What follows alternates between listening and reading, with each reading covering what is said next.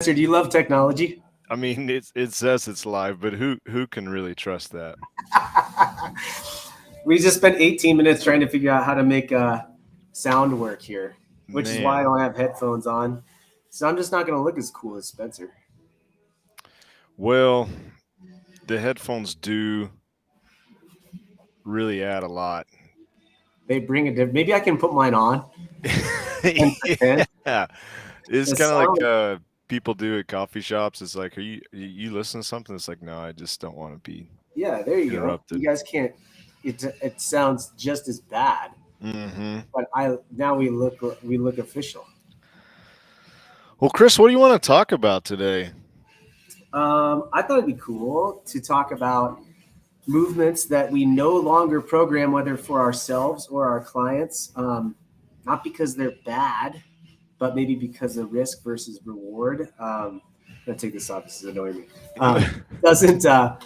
Doesn't hold itself to maybe like of what we hope. Right? Is the cost benefit just isn't there anymore? And these are movements like what they come to my mind that I used to do probably fairly often. I would say Hmm. and I just no longer do them. But I do other things that maintain kind of the stimulus, and I will sometimes get questions from people that follow the online programming. Not as much in the gym because the culture shifted so much, um, but we'll get questions a lot of times. I'm like, hey, why don't we do A, B, and C? And I thought, man, it'd be kind of cool because both of you and I have been through that gamut of, you know, even like I'll call it what it is. Do you remember when I think they programmed on .com, I think, an overhead pistol. Yeah, Do you remember? yeah, So like let's talk like we're going back to these days, right? Where there's that and then kind of the just the yeah, just some of the interesting movements that we've seen along the way. So what do you got? You have like one that comes to mind that you just no longer do yourself or program because for you at this point in time, it's just inappropriate.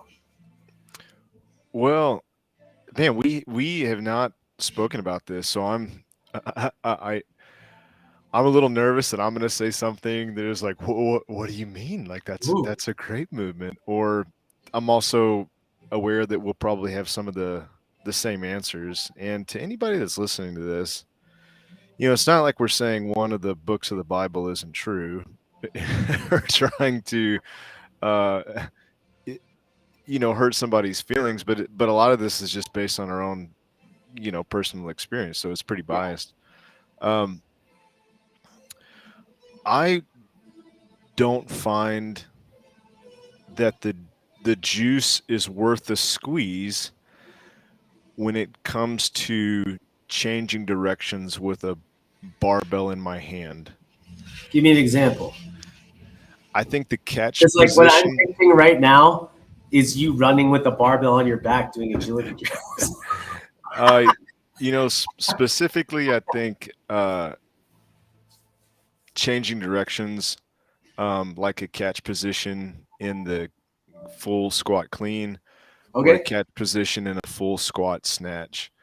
Um, I think I've seen that go wrong enough that you have to ask yourself the question, okay, what's the purpose of doing this movement? And if the answer to that for the person is, well, I really want to get good at this particular movement, I think the follow-up question is like, well, why do you want to get good at this movement? And if there's any type of latitude with what that answer is, if some of the intentions are I want to be able to be really agile, or I want to generate high power, or I want to get really strong, or any of those things, I'll typically try to not completely eliminate it because I think that's letting the pendulum swing too far, but Yeah. just monitor the volume very closely and try to introduce other things that would check the box with those basic categories of like power development and generating force up off the ground without that one little catch. Would it? So, Okay, so you're talking full cleans. So like squat clean, squat snatch. mhm. Okay, give me like help me give me the why. Like, what's the, is it like you personally or like your clients that you've seen the things go wrong? And like, what are those go wrong things? I think that the shoulder, as you start to go lower and lower into the squat, there's a higher margin of error, meaning that like more things can go wrong. I'm okay with power snatching, power cleaning, and I think the big difference between those two is that, you know, from a power standpoint, you're probably not developing any more power between a power clean and a squat clean. Like you Mhm. just focus on driving down faster and demanding a deceleration on your body significantly more than you would in those power positions. And so what I see is the position the shoulder is sometimes put in for some people in a full squat snatch uh, oftentimes isn't worth it in the long run, just Okay, because what they're really trying to get out of the movement and what they are actually getting out of it long term may not be worth it. cool. So I like the clarity there, right? Because it's not. So it sounds to me like it's not so much the issue with like the squat necessarily, right? No.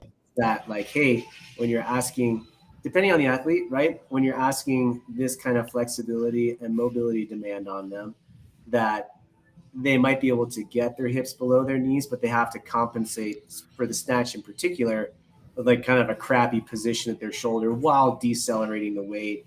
Maybe not a good idea. Yeah. Yeah, and I think for the majority of people, if we're not talking competition and we're just talking health, I think doing things that generate high power is absolutely vital, but I find that it doesn't have to happen with that one particular movement in that Yeah. one particular variation. What about the clean? What about squat clean? You Is it know, an accelerating thing that still you're still like on the fence with? I think it's more of a wrist thing at the Okay, bottom.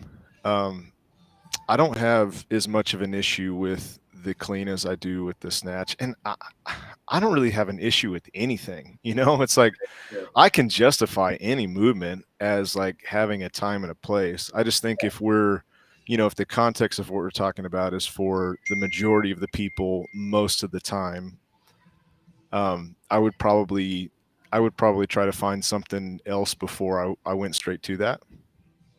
Got it. What No, I about you, think man? it's good. Yeah, I like the conversation there. So I got two that come to mind. And again, not bad movements, but just for me, like you said, juice worth the squeeze just isn't there anymore for me Mhm. and my clients. So one of them's handstand push-up. Mm. Uh, handstand push-ups, I mean, this is coming from a guy that like I would love to see these come up in a competition. I'd be like, please God, have there be hundreds of these things, right? It's not because you're bad at it. Right. Right. Right. So it more just becomes like, hey, if the goal is to build overhead pressing power or strength, I think there's a huge variety of ways to do that and really have fun with it, you know? And actually, we have a girl in our gym that really is interested in competing. I'm really Mhm. proud of her and one of the trainers that we have here because we do some custom programming for her. And she made it to the quarterfinals, and she's been like pretty amped on seeing where she stacks up, right? Mhm. But they had the maturity to step back and say, okay, some of these workouts are I'm just not there yet. So instead of me, I think there was one with like they started with a bunch of handstand push-ups. I'm not sure what Mhm. it was, I forget. Um, but this gal her named Cicely, she just doesn't have capacity there. Like she can do three, you know, and she's a bigger girl. She's like think like Laura Harbaugh type, you know, like she's like just a big, strong girl. So she decided instead of kicking up to the wall and just trying for 15 minutes to obliterate herself and spike her skull into the ground for 15 minutes, she's like, that's not appropriate for me. So our trainer, really cool, Marky, she wrote up a workout so that she could still do the workout. But we had her doing, and it got progressively harder. So it was cool. It was like a handstand push-up, then I think a strict one or a deficit one. So we had her starting off with a pin press and then Mhm. adding weight and then doing like a banded pin press. And I just think that goes to show that there's lots of ways to accomplish press and power. And in fact, what I told some of the people that have been interested in really kind of pushing the capacity there is like, hey, if you guys can pin press your body weight, you will be just fine in a handstand push-up. Yeah. So and they really had fun with it. They enjoyed the movement. They got to set up the power rack, and have things dialed in, and they really were challenged by it and had fun. Z presses, I think, are a great option where you're like seated with kettlebells. Actually, like increases the range of motion a ton. And really any kind of form of overhead press. So the big thing for me there is just that, like, I don't think, if you don't know that you have really great control over that, I would err on the side of nay. I don't teach kipping handstand push-ups anymore because I just don't think it's worth the risk. I did handstand push-ups a few weeks ago in a workout. Even crazy, I had a vest on, but I did them strict, and they were in sets of 4. I was very confident in like my ability to not bounce off my dome. Yeah. Now, just so anybody that's listening to this understands, when you say risk, what comes to mind for you? Just neck. Yeah. Like our cervical spine is not designed to have compressive load on the top of your head, like rebounding off of it. And I think, for me as a trainer, I understand, and this is not a knock toward anyone. I understand that people are passionate about trying to see progression. And when they're like that, I know that most people in the gym will have the personality of trying to do whatever they can to accomplish the task. And if that's a handstand push-up, it's going to be probably a less than ideal position to make it happen. Yeah, well, and I wonder if it'll be the same for the other movements that we mentioned, but for both the internal rotation of the shoulder at the bottom of the squat snatch and the hyperextension of the neck when the head's in contact with the ground for a kipping handstand push-up, what we're really talking about is that something's moving when it's not supposed to be moving. And so the movement as we would look it up in a dictionary, there's nothing wrong with it. And I think that's a good distinction. It's like a kipping handstand push-up can be done with flawless mechanics. It's happening all around the world, and so can a squat snatch. Yeah. But an interesting part of this conversation is, in order to earn the right to do these movements, there's several steps that are often bypassed. Yeah. And that's why we're having this conversation right now. It's not, hey, this movement's inherently evil and it will hurt everyone that does it. 100%. It's, this capacity, as you mentioned, in order to stabilize your neck without it moving while you're inverted. I think there's 10 times more work that needs to be done there, probably while you're right side up, before you ever go upside down. And, the same could probably be said about any movement that we bring up, right? Yeah. And, full ownership that if we do have a workout, rarely we do it, but I think in a couple of weeks we have one with handstand push-ups in it. But we will offer a boatload of suggestions for people in the gym, and in fact say, hey, we suggest doing these things. And it falls under that category of pin pressing, a pike push-up, like we said, a Z press, a stick press. Like there's so much that you can do. So, but I'm also a fan of not completely taking it off the table, and saying that, hey, this is never a possibility. I think there's just more ownership there for us as trainers to say, hey, this just isn't appropriate for you now. And the reason why is this, and I care about you enough that, like, let's work on these things before we get you there. Yeah, man. And agree or disagree, but all the tweaks and bumps and bruises and injuries that I've seen as long as I've been doing this, very, very, very few come from a one repetition instance where the difficulty or the weight was so high.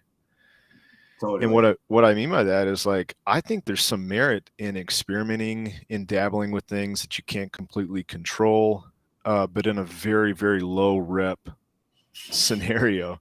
Yeah. So I think it's totally cool to, I remember when the overhead pistol came online. It's like, yeah, I'll give it a go. Yeah. And I didn't hurt, Oh, I didn't kill myself, but, it was like just enough exposure to be like, okay, well, I'm probably good there.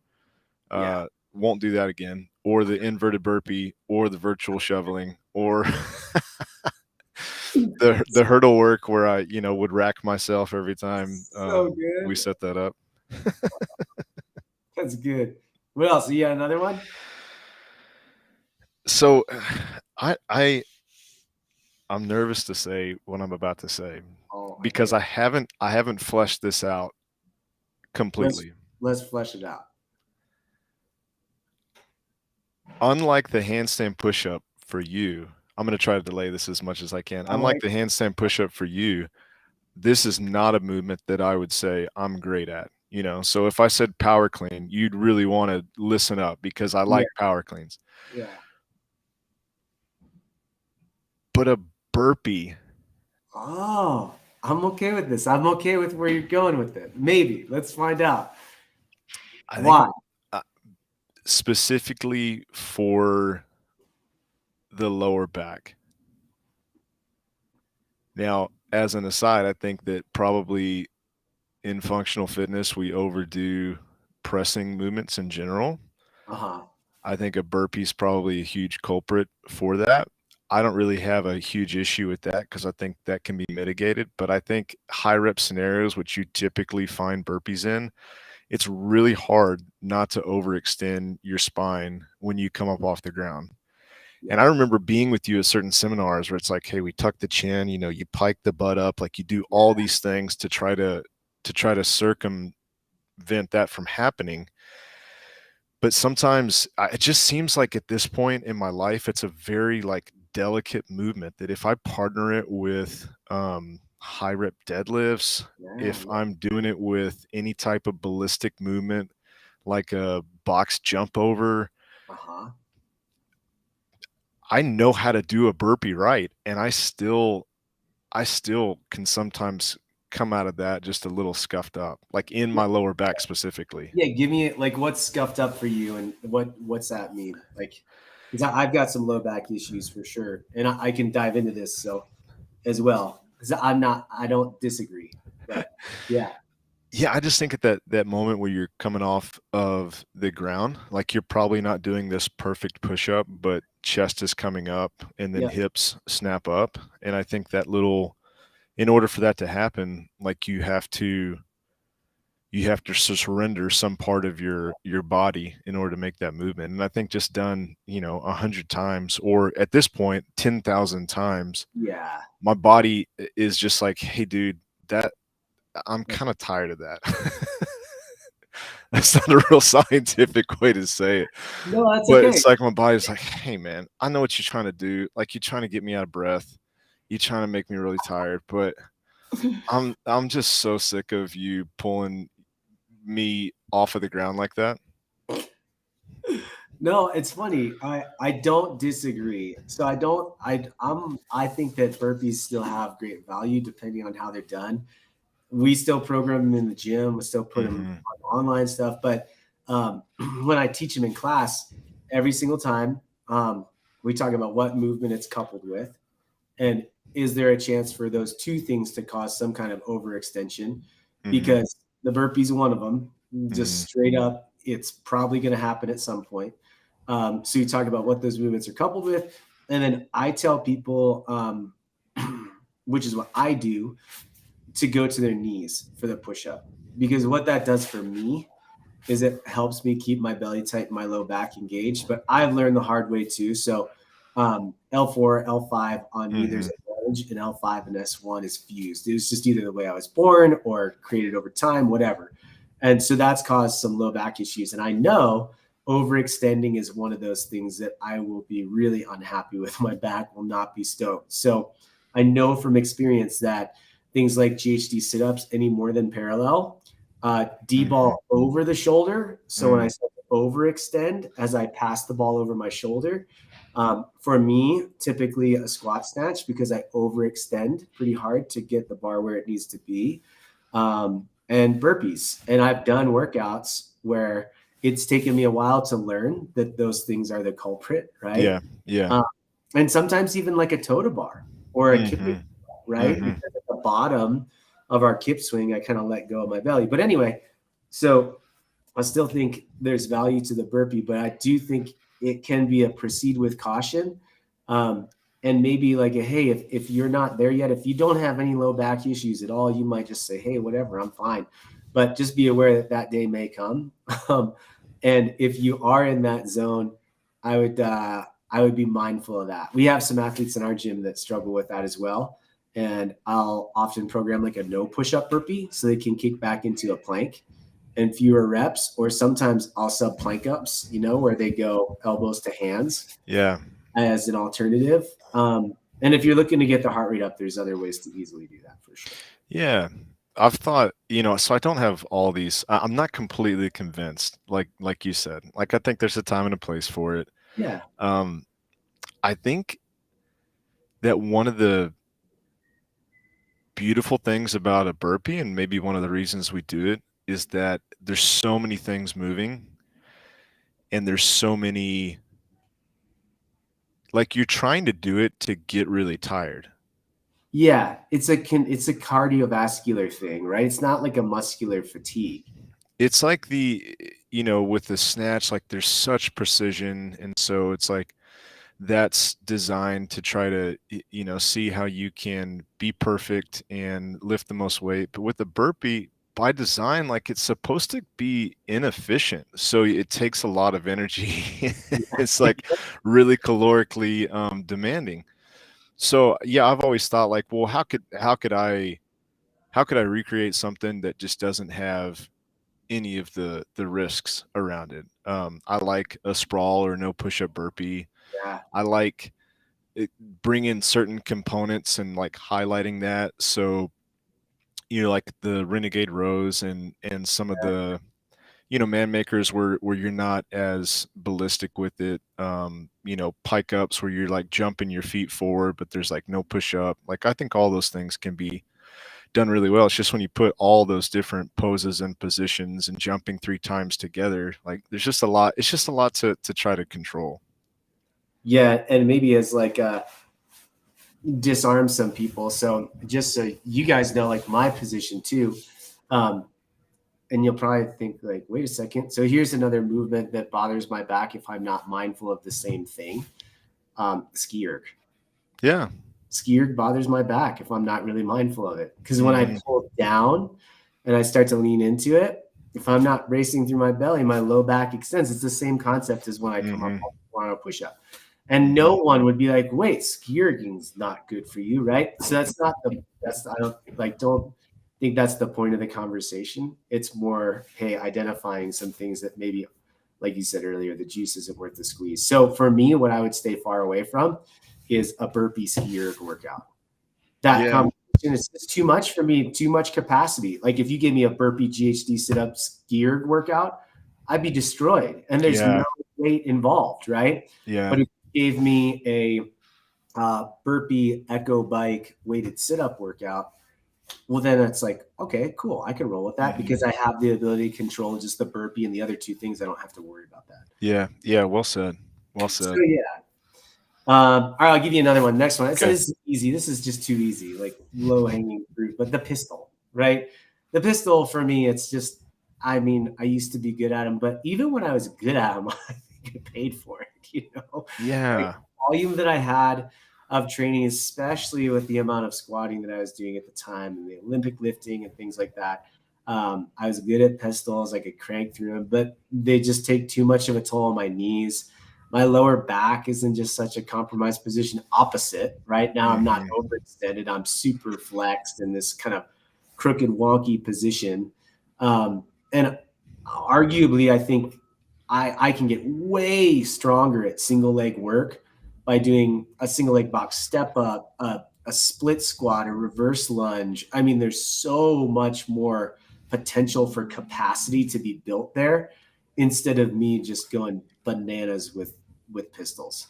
Dude, I went off on a rant on Monday in class. I was like, "Oh man, I just like monologued for a few minutes for that exact concept. That single, my favorite thing, if that's what we were, going to change the conversation to, my favorite thing to train is single leg work. And I hate that the pistol has been the poster boy in CrossFit for single leg work, Yeah. because I just think it's such a stylized and specialized version, which really doesn't make a lot of sense for athletics or life or how the leg works. And yeah, I can't think of a movement where that particular version I'm so over, but yet I'm so in love with like the general category of single leg work. Couldn't agree more. And I think that the crux there is, and with some of the movements that we're talking about here, is there's this allure to what people might label as high skill, Hmm. right? Is it becomes this more high skill gymnastics thing. But I mean, you want high skill or demanding? Try like a true single leg RDL, or try, a true any single leg movement where you're actually like hinging and keeping your hips square. Hmm. Holy cow, it's so hard, even with body weight, to do it well. So there's so much value to be gained there. And I argue that there's plenty of skill to be had with those, and lots of ways to modify them, right? To have, like, you might call it a split stance or a B stance, or having your foot on a bench, or there's ways to make those more accessible, just like a pistol, how you could maybe modify and scale that. I mean, remember all the cool things we used to do, like those candlesticks, how you would Yeah. like push up and like roll into it, right? As Yeah. a progression for the pistol. Um, and I mean, gosh, I used to teach these things at courses and stuff like that. But, we would start with the most simple, and eventually you get to a point where just position was compromised. Hmm. The range of motion and the requirement was just enough that it was just, yeah. So for us, I never program those, but I do try to program at least once a week some kind of single leg or single Yeah. arm work. Yeah, same here. And circling back to the power snatch or the power clean, if you distill what those movements are really giving you into certain components, like, yeah, you do really want your legs to be able to generate power. But I've found like some of these single leg variations, because it's just one leg at a time, you don't need to load it up. You can still, so a rear foot elevated split squat where you're jumping and actually bounding onto like a plate or two, is wildly effective, incredibly safe, mimics the same movement pattern that you'd see in other sports, and Really tough. it's really tough. Yeah, really tough. So I think there's some great space to explore there in terms of like alternatives to just, hey, I want to be powerful. Well, that means you got to do a power cleans. Like, man, there's a ton of cool variations out there. Yeah. No, that's great. You have a third? Anything else come to mind? I think just generally speaking, things where instead of, we just talked about where it's like it's concentric, and so you're going from low to high. Yeah. Anything where you're going from high to low, and there's like this for your ankles specifically, there's like this huge eccentric component to it. So Like a rebounding box jump. Is that what you yeah, mean? yeah, Gotcha. like we don't do, there's times that we'll program handstand push-ups, we'll program pistols. I can't tell you the last time we were like, hey, we want you to for sure rebound off of the box. It's been literally years since we said that was a good idea. Yeah. Yeah. Us too. And I Yeah. think it becomes like, and where I'll address it in classes. Hey, you know, there is plenty of value to us jumping on the box, right? And like rebounding is an option if you guys want to do it, but I suggest stepping down, right? Yeah. So, I mean, and we program box jumps, I bet you, once a week, but we don't write in it, intentionally rebounding. I don't know that many people do that, but what's funny is if you've been around as long as we have, that was the expectation years ago, right? Is this just how you did them? There was no, because it was all about power output and intensity. So when you're doing a plank on that, you're like banging out as Oh many yeah. box jumps as 20 inches as you can, and like just Yeah. going bananas. And it never, I had like a little calf issue one time. We did see one athlete years ago that was training for marathons at the same time, tear his Achilles on a box jump. I think it was actually a seminar. I forget. But again, like juice not worth the squeeze for me. It's not just the ankles, but my knees too. They take yeah. And I think so. If somebody's listening to this, and it's like, well, what do you do with that? It's like, well, there's nothing wrong with rebounding, but if I had to label one thing that would take the longest to progress towards, it would be high depth jumps that you're Oh, trying to rebound to, like years to progress to that. And that's and maybe, as we're talking, it's like, maybe that's not the consensus anymore. Maybe everyone just understands that. It's like, yeah, you just don't rebound. But like you said, there was a several years where that was just the norm and no one ever questioned it. yeah. Yeah. All right, I'll give you my third. And it's not Okay.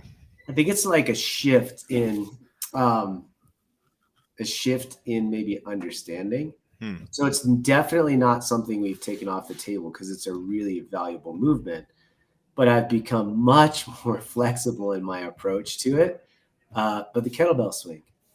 So it's like for us, way back, there was no option to have it be what most people would call like Russian or American, right? It was like you did kettlebell swing and it was overhead, and that's how you always did it because that's how you did it. You increase range of motion to increase, moving a large load long distance quickly and intensity. And if you couldn't do it with that weight, well, then you bump down the weight or you like auger in and make it happen, right? But if I think about the movement and the value of the actual movement, right, it does more mimic like a swing to the chest or the eyes. So much less do I worry about range of motion becoming this perfect thing. I'm really flexible with what that range of motion is. So, when we write kettlebell swings, we typically imply overhead. And if we write Russian swing, we typically imply to the waist. But when it comes time to actual workout brief, I'll give people huge flexibility and I will not harp on their range of motion like I would in a squat if they can get there or whatever. If they're swinging a kettlebell to their eyes and I know they can go overhead, I'm like, whatever. As long as the rest of the mechanics and the movement are there, like, cool, valuable. The value is not from my chest to overhead. The value is from everything that happens from the kettlebell being at my hips to my chest, I think.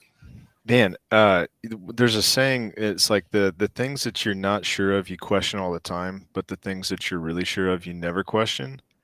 I never, ever think about doing an American swing. Always to your eyes, like your chest. Always. I Yeah. don't even consider it an option It's for a me. different movement. It's just like we talked about, like it's so hard to not overextend. And the whole reason that I'm swinging kettlebell versus like doing a snatch Yeah. is to try to like work my hips and not really my arms or like stabilize overhead. So Right. what you just said, I don't even question anymore. It's like dogma for me. Yeah, and that's not necessarily like the rule of thumb with the other athletes here, but for me personally, it's been, unless I'm forced to do it in a workout, 100% of the time I'll do a Russian swing. Yeah. 100%. I don't even think about it. Yeah. And then Burpee, I'm still praying about it, but a swing. where do you want me to be? Oh, that's funny. That's funny. That's good. Yeah. Okay. Do you have a third? No, man, I think No. that's all I've got. Yeah, and that's okay. I think if I started racking my brain, I think more, but I think more and more I'm just try to be aware of what movements we program and is the juice worth the squeeze, and if it's not, um, I tend to not program it very often, but I still don't take them completely off the table because I Yeah. know there's people that have capacity to do it, and I'm not going to take that away from them. Or I know there's people that want to work toward that. So I like to program things for people that might challenge them or kind of push them toward that goal. So anything that we said, it's not invaluable, right? Handstand push-ups, swinging kettlebell over your head, burpees, they're all valuable in the right time and place. Yeah, But it just depends, right? yeah, right, depends on the person, depends on their capacity, and maybe just consider that, right? And then if there's a movement that you guys need to pull off the table for yourself, I've done that with a number of things because it's just like either I can't do it or I end up pretty banged up. Um, that's okay. Don't feel like you've abandoned ship because you can't do a couple things. It's just not true. Yeah. I mean, I hope that's the encouraging thought to leave people with is it's all good. You know, Yeah. just not doing a certain movement for maybe just a certain period of time. Yeah. Doesn't mean the movement's bad, and it doesn't mean that you're any less valuable as a person or an athlete, Yes. 100%. especially with burpees. Especially. Awesome. All right, man. We'll get chatting and we'll catch up next week. Let us know. What do you want us to talk